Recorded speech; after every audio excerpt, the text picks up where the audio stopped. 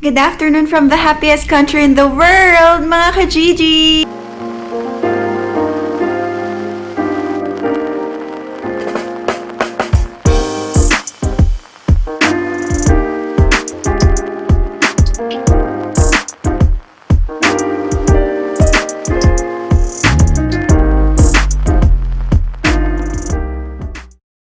Isang magandang araw sa inyong lahat from Finland. Kamusta kayong lahat? Sana nasa mabuti kayong kalagayan. For today's video, kami ay aalis. Pupunta kami sa city center. Meron kaming... Opa! Nadapa si Ziki. So, meron kaming imi-meet up doon mga ka-Gigi. Meron kaming kukuhain na order ko doon sa city center sa isang kababayan natin. Tapos, sobrang ganda ng weather dito mga ka-Gigi. Totoong spring na dito sa Finland. So, tapos na ang winter. Hindi ko lang alam kung magsusnow pa. Sit down ba? Ayun si Ziki mga ka-Gigi. So, ayan o, nakita niyo sobrang araw. Kaya yung jacket namin, manipis na lang mga ka-Gigi. Tapos si Ziki, naka-jacket na lang din siya. Hindi na siya naka-overall kasi nga, ang ganda ng weather. Sana ganito na lang parate. So, yan ang ating view dito. Tingnan niyo, oh. Ha? Jackpot. Tulong mga to. Oh my God, nakaapa ka pa?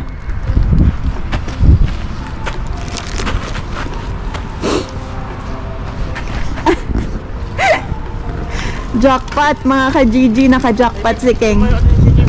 Hala! Papa! Come here, come here, come here! Can I see?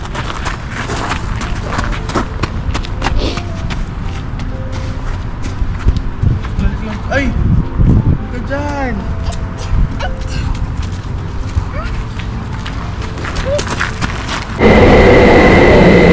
Dito, babe. Ay, may nakasakay.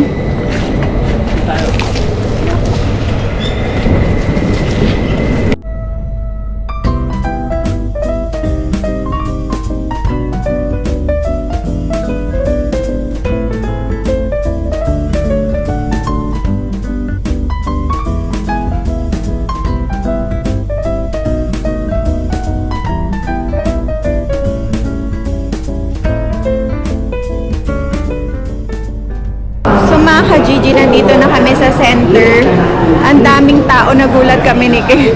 Kala namin walang tao, pero kabaligtaran. So, dito kami mag-meet ni ate. Yan. So, medyo napaaga kami, pero tignan natin kung may mga open na shop dito. Pasyal muna tayo. Ito mga ka-Gigi, papunta kami dun sa mall. Titignan namin kung bukas. Kasi sobrang daming tao. So, feeling namin bukas yung mall. Dito mga ka-Gigi, itong daanan daanan to pag winter. Yung pag sobrang lamig dito, pag nagma-minus 25 or minus 30. Oo. Lahat ng mga tao sa ilalim dumadaan. Kasi nga sobrang lamig sa taas eh. Oo, mga ka-Gigi. Tsaka ang Finland, marami siyang mga ka-Gigi, mga daanan sa ilalim. Mga lagusan, mga tunnel, mga parking. Oo. Konektado lahat. Ganito yung itsura niya. Yun. Dito dumadaan yung mga tao.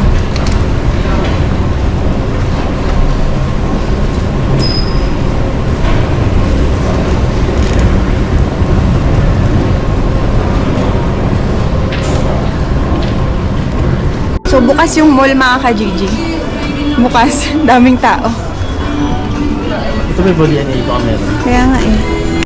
So mga ka-Gigi, waiting lang kami dito kasi wala pa yung imi-meet natin na kababayan. Kasi nag-order ako sa kanya ng mga pagkain.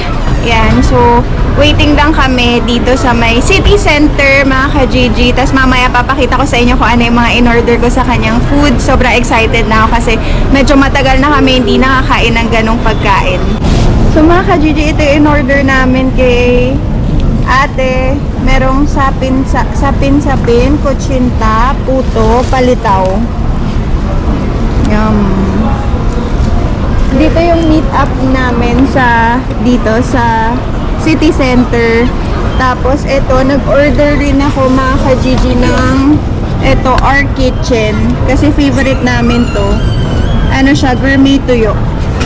Tsaka nag-order rin ako nito mga ka-Gigi, crispy chicken isaw. Dalawang ganito. So yan, kinakain na ni King. Sarap. So mga ka-Gigi, pauwi na kami. Kinuha lang talaga namin yung order dun sa kababayan natin. Nag-order kasi ako. Tapos, bibili dapat ako ng extra cellphone. Kaya lang walang stock. Kaya, o-orderin ko na lang online. Nagkaubusan mga ka-Gigi kasi mura lang, naka-sale. Dito kasi mga ka-Gigi, ang daming naka-sale dito. Every week, naka-sale siya. Kaya yun.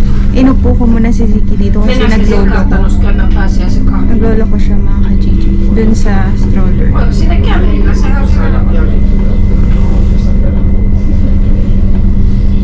mga ka-Gigi, bilis.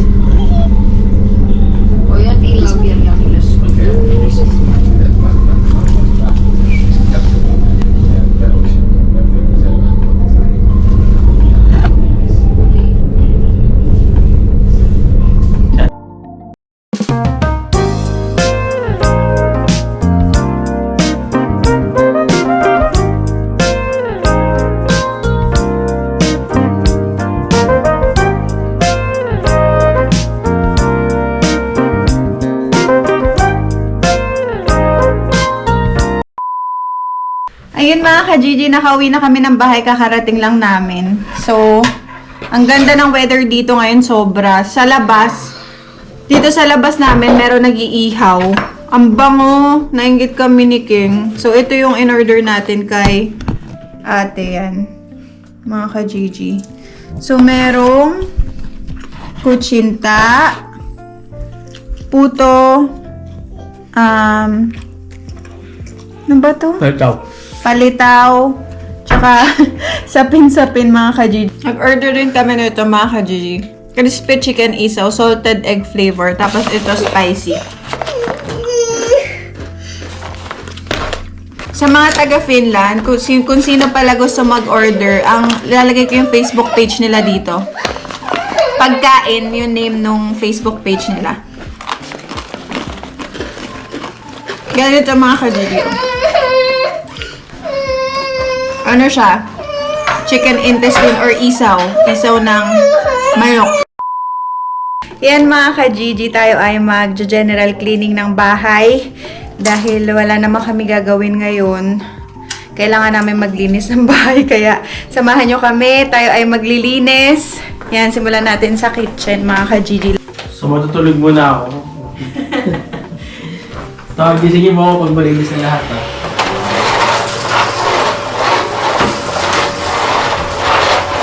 So mga Gigi, kakakain ko lang. Siyempre, matutulog muna, siesta.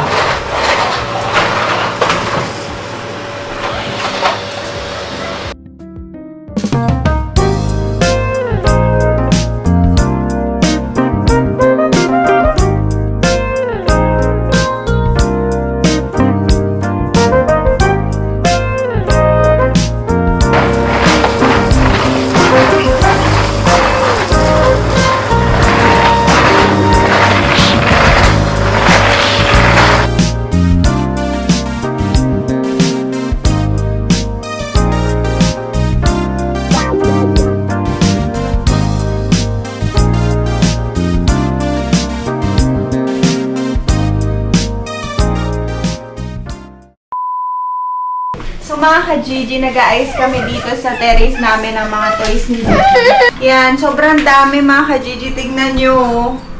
Grabe. Yung toys ni Ziki, mga nasa garbage bag ko nilagay. Pero malinis yan mga ka-Gigi. Yan oh. Sobrang dami. Nag-aayos na kami dito sa terrace namin kasi nga spring na, tapos summer na, kaya maglilinis kami dito. Tapos ito yung project natin na papagandahin natin mga ka-Gigi. Kaya ayun, ganito yung itsura niya. Ayun yung bike ni Ziki, nakasabit. Ito mga to, tatapon na namin or lalagay namin sa storage. Tapos ito, pati itong mga luggage. Tapos yan, mga ka-Gigi, ito tatapon na namin yung luggage na sira. Tapos yun, mga tapon na yun, pati yung mga kutsyon mga ka-Gigi. So, ganyan yung itsura dito ngayon. Ito yung mga toys ni Ziki, sobrang dami. Namimili ako mga ka-Gigi ng mga pwede ilagay dun sa playground para mapakinabangan ng mga ibang kids dito sa neighborhood namin. Neighborhood yarn. So, kung naitapon lahat.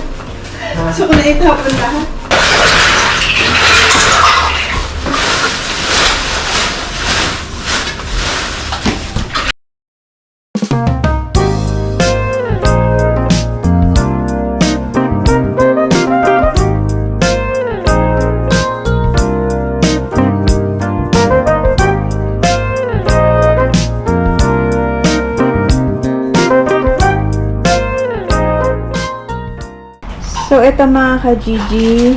Yan yung itatapon namin ng mga toys ni Ziki. Isang garbage bag. Ayan. Ayan. Sobrang dami. Ito. Yan mga ka-Gigi. Tapos, ito. Ibababa namin dun sa pinaka-playground. Dito. Ayun dun sa playground. Ayan yung view natin dito. Ang ganda ng view. Sobrang excited na ako ayusan tong terrace mga ka-Gigi para meron tayong tambayan kung saan tayo mag-vlog, ganun. Kaya abangan nyo yun kung anong gagawin natin dito sa terrace.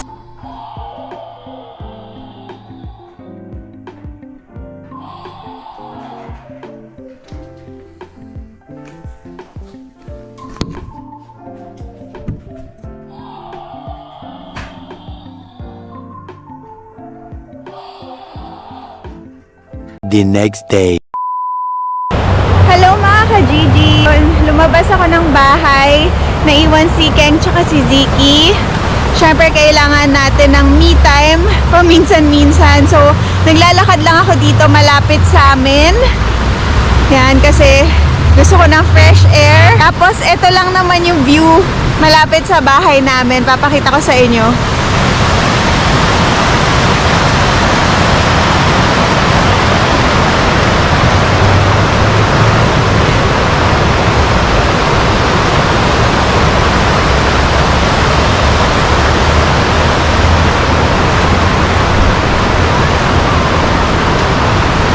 Yan, ang ganda.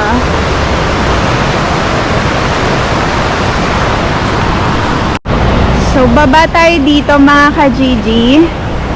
Papasyal ko kayo dito malapit sa amin.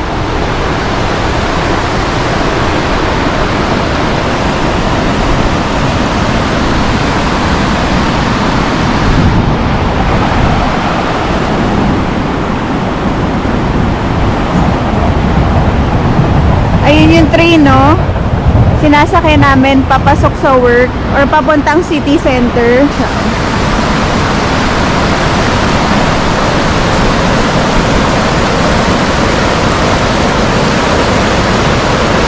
Rapid.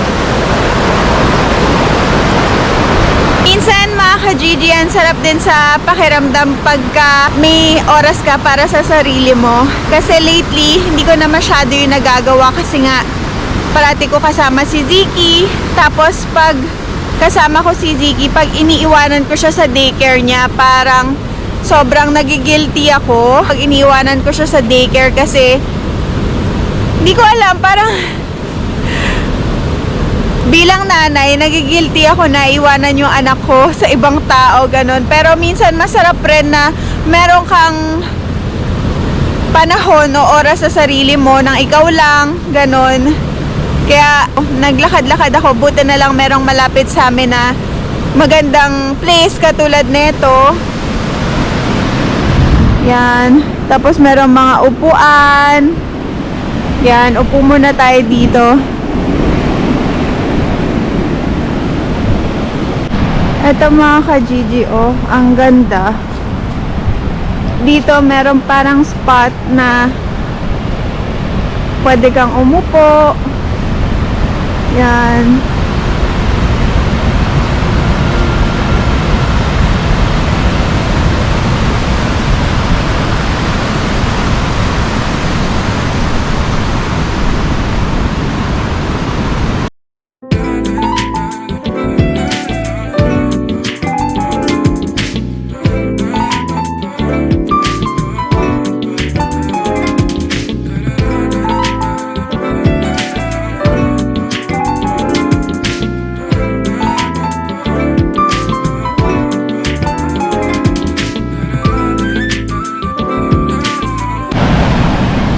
Ito mga ka-Gigi, meron dito maganda.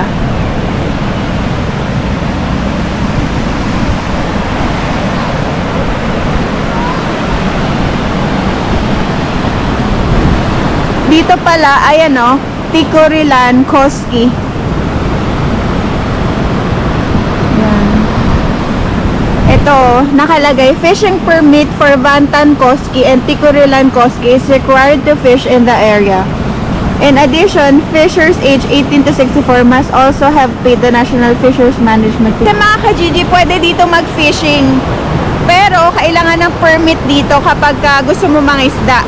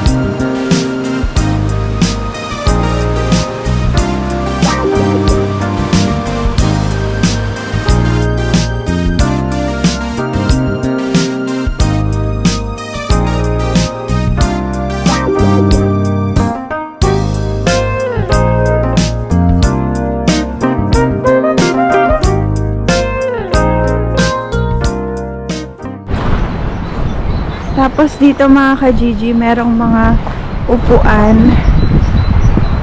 Pwede ka mag muni-muni. Pero medyo matarik. Kaya ingat-ingat lang.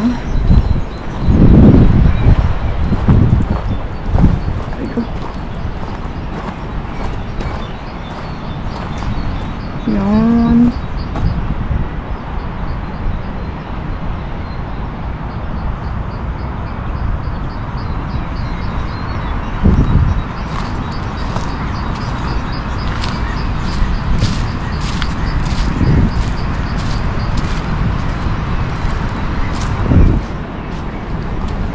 So yan mga ka-Gigi, muna tayo dito. Gusto ko muna magmuni-muni. Since Holy Week nga, gusto kong mapag-isip. Alam nyo yun, gusto ko mag-reflect kung ano yung mga nangyari sa akin for the past years or kung ano yung nangyari sa akin last year. Ang tagal nga namin nawala sa pag-vlog. Hindi kami nakapag-upload, hindi kami nakapag-vlog for more than 1 year. Sa mga hindi po nakakaalam, sa mga new subscribers namin, matagal kami nawala. Nagpahinga muna kami. Tapos last year, maraming nangyari sa amin, sa buhay namin. Isa na doon yung pinaka mabigat na pagsubok na napagdaanan ko last year. So, i-share ko sa inyo mga ka-Gigi kasi parte na kayo ng buhay namin. So, para at least ma-update kayo kung ano man yung nangyari sa amin for the past years. So, last year, April 2023, mga ka-Gigi, kinuha na yung pinakamamahal kong lola. Ang tawag namin sa kanya Nanay Selly. Ang pinakamasakit doon mga ka-Gigi is hindi ako nakauwi kasi nung time na yon, nagpalit ako ng married name sa passport. So, yung from Villamor, kasi Villamor yung surname ko, from Villamor to Pasco, sa passport ko, Pasco na ako. Tapos, sa visa ko, Villamor pa rin ako. So, nung time na yon, inaayos ko yung visa. Processing siya nung time na nawala yung lola ko. So, hindi ako pwede umuwi kasi magkaiba yung passport ko, tsaka magkaiba yung surname ko sa passport ko, tsaka sa visa ko. So, ayun yung dahilan kaya hindi ako nakauwi. Sobrang sakit sa akin mga ka-Gigi kasi hanggat maaari pipilitin ko wag umiyak. Kasi grabe nga yung pinagdaanan ko. Isa rin yun sa dahilan kung bakit ako nagka-anxiety and depression na to the point na kailangan ko na magpa-doktor dahil sobra talagang down na down ako nung time na yon. So, pinakamasakit pa doon, ang pinakahihiling ng Nanay Selly ko is makita niya si Ziki, maalagaan niya si Ziki. Nawala siya sa mundong to nang hindi niya pa na aalagaan si Ziki, hindi niya pa nakikita si Ziki. Ganun mga ka-Gigi. Kaya sobrang sakit sa akin nun. Kaya hanggang ngayon, yung guilt andun pa rin. Dinadala ko pa rin hanggang ngayon na nagigilty ako kung bakit hindi kami nakauwi sa mga times na nabubuhay pa siya. Alam ng Diyos na hanggang ngayon nahihirapan yung loob ko kasi sa nangyaring yun na hindi ko natupad yung last wish ng lola ko. The following month, nagkasakit naman yung daddy ko. Sineshare ko sa inyo to mga ka-Gigi kasi baka meron kayong mahal sa buhay o meron kayong mga kilala na pinagdadaanan na same sa sitwasyon ko. So, magsisilbi rin tong awareness para sa ating lahat. Nagkasakit naman yung daddy ko last year, May 2023. So, nag-start yung symptoms na diarrhea. So, nag-diarrhea yung daddy ko for 3 weeks, 4 weeks. So, parang kala namin noong una, simpleng diarrhea lang. Tapos, hanggang sa ayaw talagang tumigil lahat na ng mga kailangan niya inumin na gamot like Imodium, pampatigil ng diarrhea. Ininom na ng daddy ko pero ganun pa rin. Dumating na yung time na parang kailangan niya na magpa-doktor kasi sumasakit na rin yung tiyan niya. Hanggang sa nagpa-check up siya, sabi ko magpa-check up na siya mga ka-Gigi. Tapos nagpa-check up na siya, diretso confine na agad siya.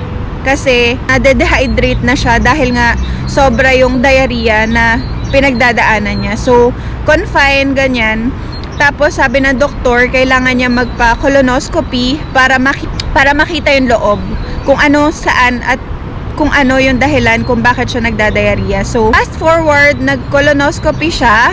Tapos, after nun, sinabi ng doktor na meron ngang may bukol sa loob nung tiyan ng daddy ko. Merong bukol sa colon. Tapos, kailangan daw tanggalin yon as soon as possible. So, kailangan operahan. In short, kailangan operahan. So, pag sinabing colon, so, syempre, papasok sa isip mo na colon cancer. So, nung time na yon mga ka-Gigi, nagpe-pray ako na hindi ko makakalimutan, nagpe-pray ako kay Lord. Sabi ko, Lord, please, huwag naman po sana cancer. Alam nyo na, diba, kapag cancer talagang mahirap gamutin. Ako, sa tingin ko, yun yung nasa isip ko nung time na yun, sa paniniwala ko, parang mahirap gamutin yung cancer. Kaya parang, nagpray ako, sabi ko, Lord, please, huwag naman po sana cancer. Tapos, nag-colonoscopy siya, tas after ng colonoscopy, kailangan niya operahan agad-agad. So, inoperahan siya, tas yung bukol na nakuha, kailangan i-biopsy. Yung biopsy, mga ka-Gigi, titignan doon kung malignant or benign. Doon mo malalaman kung cancerous o hindi yung pinaka-cyst or pinaka-bukol na nakuha doon sa colon. Buti na lang, mga ka-Gigi, ngayon, sobrang high-tech na, meron ng mga video call. So, nakakausap ko yung doktor through video call kasi hindi nga ako makauwi dahil nga same pa rin ang situation. Wala pa rin yung visa ko. So, hindi ako pwede umuwi. Wala akong ibang choice kung hindi magstay sa Finland. Kahit gustong-gusto ko na umuwi nung time na yun. Naghihintay nga kami na resulta ng biopsy. So, nagpe-pray na lang ako noon kasi sabi ng doktor na parang talagang tingin niya cancer. Kahit ayoko man marinig yung salitang cancer, tingin niya talagang cancer kasi medyo malaki yung bukol na nakuha. Nagpe-pray na lang ako noon, mga ka-Gigi. Ang pinagpe-pray ko naman na, Lord, sige po, tatanggapin ko kung ano man yung ibibigay mo. Kung may cancer man daddy ko, tatanggapin ko po. Pero sana, wag naman po sana stage 4. Ayun yung pinakadadasal ko, mga ka-Gigi. Please, wag sana stage 4. Kasi alam naman natin na pag stage 4, talagang mahirap na makasurvive. Yun sa tingin ko, mga ka-Gigi. So, may baon akong tissue.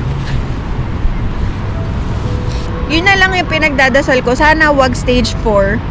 Para kahit papano, may chance pa kami na ipagamot yung daddy ko. Tapos hanggang sa nagiintay kami ng resulta ng biopsy hanggang sa dumating na. Tapos alam niyo yun mga ka-GD, talagang lahat sinesearch ko sa Google. Sinesend sa akin yung billing sa ospital. Lahat ng mga binibigay na gamot sa daddy ko, lahat ng mga ultimo yung operating knife na ginamit. Sinearch ko yun kung ano itsura. As in, ganun ako katutok nung time na yun. Kasi ayun lang magagawa ko kasi malayo nga ako eh. Lahat yun sinearch ko mga ka-GD. Nakuha na namin yung result ng biopsy. Pinasend ko kaagad sa pinsan ko yung result. Tapos sinearch ko agad yun. Kasi doktor lang makakaalam nun, 'di ba? Pero sinearch ko kasi hindi ako makatulog eh. Hindi ako makatulog, hindi ako makakain. Iyak lang ako na iyak. Sobrang hirap mga ka-GG nung pinagdaanan ko na yun. Kasi mahal na mahal ko yung daddy ko. As in sobra. Siyempre lahat naman tayo mahal yung magulang natin, 'di ba? So yun, tapos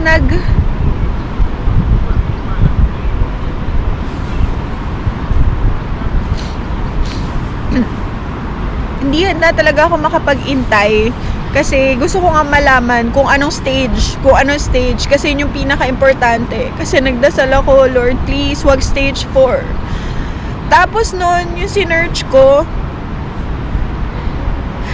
sa Google, kaya sobrang laking tulong talaga ng Google kasi lahat nalalaman mo doon.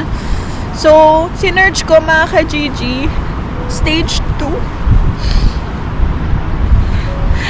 So, stage 2 mga ka-GG, dininig niya yung prayers ko, dininig niya yung dasal ko na sana wag stage 4. So, stage 2 lang. So, sobrang saya ko, as in, ang saya ko.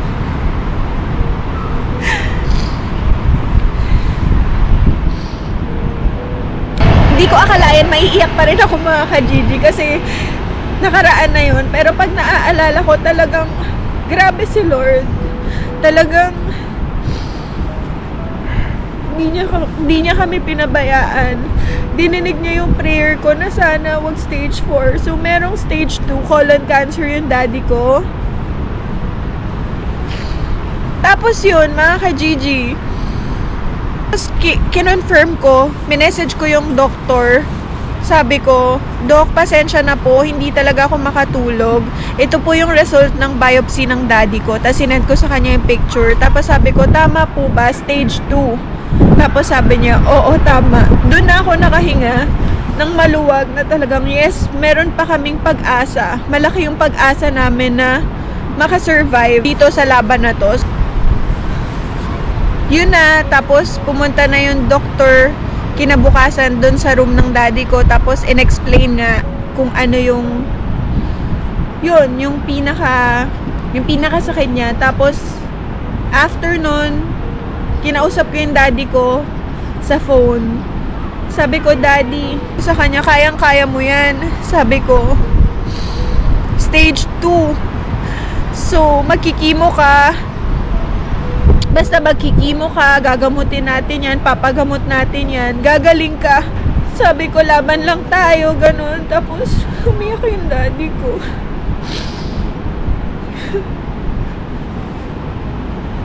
Sorry mga ka-GG, grabe. Sobrang, pag naaalala ko, naiiyak talaga ako.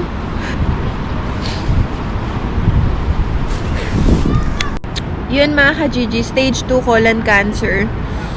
So, sobrang nagpapasalamat ako kasi dininig niya yung panalangin ko. Kasi dumating yung time na talagang kinwestiyon ko siya. Na-question ko yung pananampalataya ko sa kanya, na tinanong ko bakit daddy ko pa. Tao lang rin ako mga ka-GG, hindi ako perpekto, nasasaktan ako. Kinausap ko yung mami ko, sabi ko na bakit nangyari to, bakit daddy ko pa. Tapos parang sabi ng mami ko, wag ganyan Hazel, sabi niya masama yan, wag mo siyang kukwestiyonin kasi lahat yan merong dahilan kung bakit nangyayari. Na-realize ko na oo nga, na mali ako. Sobrang mali ako doon, mga ka-Gigi. Hanggang sa nakauwi na yung daddy ko, so kailangan niya mag-chemo. Kasi mga ka-Gigi, yung stage 2, kasi depende yan sa staging eh. Meron tinatawag yung mga doctors na staging. Maraming stages, hanggang stage 4. So, yun sa daddy ko, chinek yung, nagpa-MRI siya, lahat ng test ginawa. So, good thing kasi hindi pa kumalat yung cancer sa lungs or sa kahit ano. So, malaki yung chance na makasurvive siya. Kaya yun yung pinagpapasalamat ko sa Diyos hanggang ngayon. Hindi ko makakalimutan. So, kailangan ng daddy ko na magpa-chemotherapy, pero yung chemotherapy niya is oral, hindi yung IV. So, isa yun sa nakapagpalakas sa loob ko kasi ang chemo malakas yan eh. Malakas yan na, kumbaga parang sobrang strong ng chemo na talagang pinapatay niya yung cancer cells. Pati yung ibang cells mo nadadamay, kaya nakakalbo, ganon. So, nung time na yun, nagpagupit yung daddy ko. Sabi ko, bakit ka nagpagupit? Sabi niya kasi daw, baka makalbo na siya. So, alam niyo yung mga ganon, sobrang ang sakit sa akin marinig yon sa daddy ko na ganun. Pero, hindi siya nakalbo, mga ka-Gigi. Wala, hindi. As in, sobrang lakas ng daddy ko. Natapos niya yung chemo niya. So, magkikimo na 6 months. Tapos, kailangan niya ulit mag-colonoscopy. Kailangan niya mag-undergo ulit sa mga tests para ma-check kung wala na yung cancer cells doon sa loob nung colon niya. So, thank God! Sobrang thank you Lord kasi yung daddy ko tapos na siya sa chemo niya, tapos nagpa-colonoscopy na siya, wala ng cancer. So sobrang survivor yung daddy ko, cancer survivor yung daddy ko. Proud na proud ako sabihin at masayang masaya ako. Walang makakapantay sa saya ko nung nalaman ko na wala ng cancer yung daddy ko. As in, sobrang saya ko. Kahit, sabi ko kay Lord, kahit wag niya na ako regaluhan ng kahit ano, basta mawala lang yung sakit ng daddy ko, okay na ako. Tapos yun, mga ka-Gigi, so, shinare ko lang sa inyo yung mga napagdaanan ko last year, kasi sobra talagang, parang back to back yung nangyari, kasi nawala yung lola ko, tapos biglang nagka-cancer yung daddy ko. Tapos hanggang sa dumating na na-depress na ako, hindi na ako makakain, hindi ako makatulog, iyak lang ako na iyak, tapos humingi ko, tapos kung ano-ano ng negative pumapasok sa isip ko, wala ng positive. So, kailangan kong magpatingin sa psychiatrist, pero hindi ko muna ikukwento sa inyo yun, basta yun lang yung muna na isi-share ko sa inyo. Tapos sinabi ko sa daddy ko na second life niya na to, sana ingatan niya na maging healthy na siya, mag-healthy lifestyle na siya. Lahat ginagawa namin para, alam niyo yun, kailangan doble-doble ingat na tayo, lalo na sa pagpili ng pagkain. Maging healthy tayong lahat, mga ka-Gigi, kasi hindi mo masasabi ang buhay. Talagang napakaiksi ng buhay. Magmahalan na lang tayong lahat, wala nang hate. Tanggalin natin yung hate sa puso natin. Kung meron man nagkasala sa atin, kung meron man kayo hinanakit sa isang tao or sa kaibigan, sa kapamilya, tanggalin na natin yun. Patawarin na natin sila kahit hindi sila nang hihingi ng sorry. Basta ikaw wala kang hate sa puso mo, yun yung importante. Ang dami ko na-realize na nawala yung lola ko, nagkasakit yung daddy ko. Pero nagpapasalamat talaga ako sa Diyos dahil hindi niya kami pinabayaan. Masaya ako, mga ka-Gigi, masaya ako kasi na-share ko sa inyo yung nangyari sa akin last year. Kung meron kayong mga tanong, pwede nyo kaming message sa Azel and Keng sa Facebook page namin. Pwede rin kayo mag-comment. Hindi ko talaga in-expect na maiiyak ako hanggang ngayon kasi sobrang pag naiisip ko talaga yun yung pinaka mabigat na napagdaanan ko sa buong buhay ko, kasi yun yung mahirap maging OFW, mahirap pag nasa ibang bansa ka, Pag meron kang matatanggap na masamang balita, ayun yung pinaka kinakatakutan ko. Sa bawat gising ko sa umaga, i-check ko kaagad yung messenger ko. Kakamustahin ko sila kung okay ba sila. Ang hirap sobra pag nasa ibang bansa ka, kapag nakatanggap ka ng masamang balita, wala kang magawa. Alam ko, nakaka-relate sa akin yung mga ibang OFW na malayo sa pamilya nila. Pero, lagi lang tayo magpe-pray mga ka-Gigi, hindi niya tayo papabayaan. Alam ko, mapapanood ng daddy ko to kasi nanonood siya ng vlog namin. Daddy, miss na kita. Uuwi na kami soon para maalagaan mo na si Ziki. Lagi mong iingatan yung sarili mo. Alam mo na yon.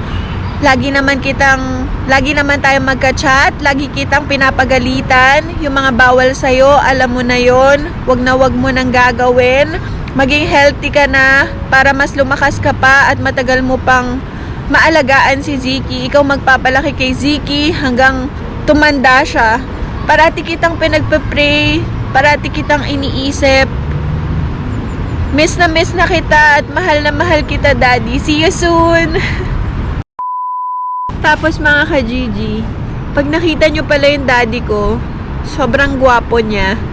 Sabi nila, kamukha ko daw daddy ko para daw ako yung daddy ko na naging babae.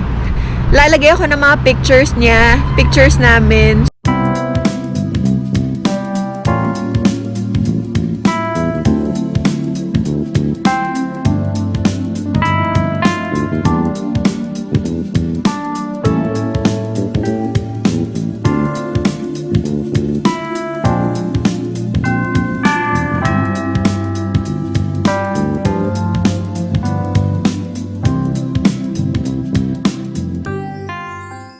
So, comment down below kung kamukha ko yung daddy ko.